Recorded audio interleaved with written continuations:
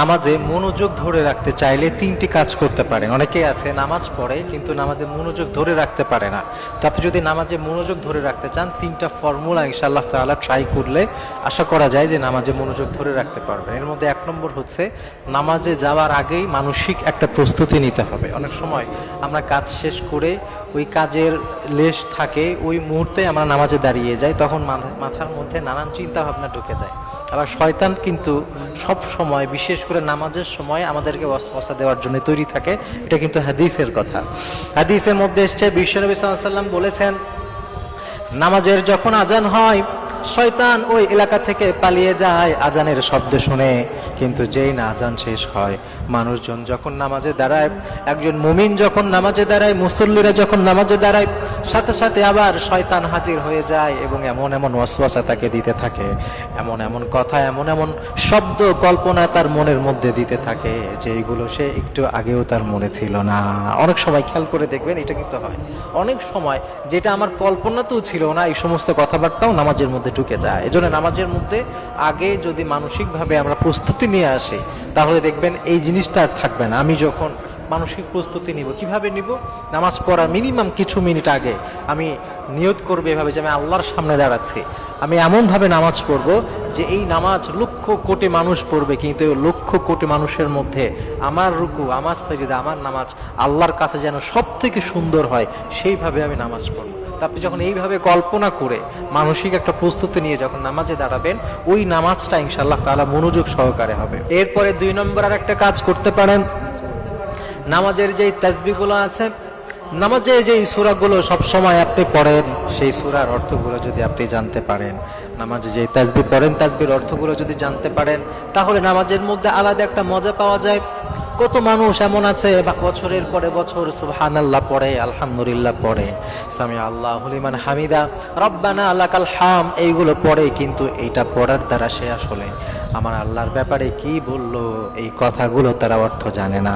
আছে না? নাই বলেন, এরকম আছে না? আপনাদের মধ্যে অনেকে এরকম থাকতে পারে, সুবহানাল্লাহর অর্থটাও জানে না। কিন্তু আপনি যখন নামাজে দাঁড়াবেন, যে ছোট ছোট সূরাগুলো সাধারণত আমরা সাধারণ মানুষ যারা আছে, কুল আল্লাহু আহাদ, আল্লাহুস সামাদ, এই ছোট ছোট যে সূরাগুলো আছে আমপারার, এই সূরাগুলো দিয়ে পড়ি। তো আমি যদি সূরা ফাতিহার অর্থগুলো, এই ছোট সূরাগুলোর অর্থগুলো, তাসবিহর অর্থগুলো জেনে নেই, তো আমি যখন নামাজে দাঁড়াবো আমার নামাজটা হবে অন্যরকম সুন্দর।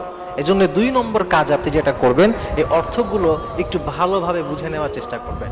3 নম্বর আর একটা কাজ আমরা করবো, সেটা হচ্ছে এমনভাবে নামাজ পড়বো, মনে করব যে এটাই আমার জীবনের শেষ নামাজ।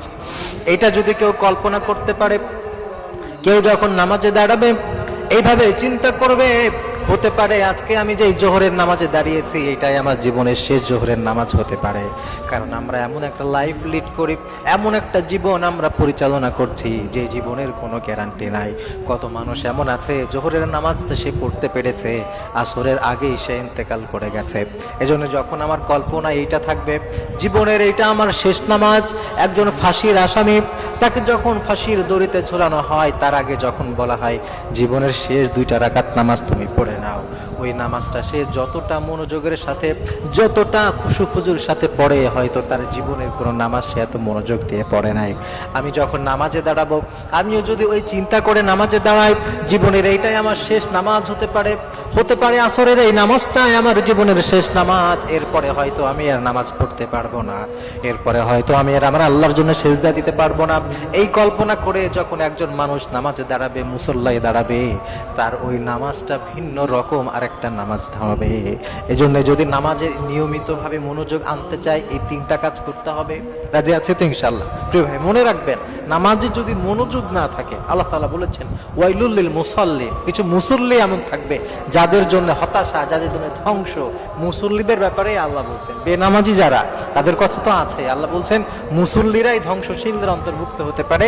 এমন সব মুসল্লি যারা নামাজে মনোযোগ ধরে রাখে না, যারা নামাজের ব্যাপারে গাফেল, উদাসীন, এই মানুষগুলোকে কিয়ামতের দিন আল্লাহ তাআলা ধরবেন। হাদিসের মধ্যে এসেছে, নবী সাল্লাল্লাহু আলাইহি ওয়াসাল্লাম বলেছেন যে আমাদের কিছু মানুষের নামাজ এমন হবে যেটাকে ময়লা কাপড়ের মতো, এটাকে একেবারে দুমড়ে মুচড়ে মুখে ছুড়ে দেওয়া হবে। এজন্য নামাজ পড়ার আগে কিভাবে নামাজে মনোযোগী হওয়া যায়, এই ব্যাপারটা ভেরি ইম্পর্টেন্ট একটা বিষয়।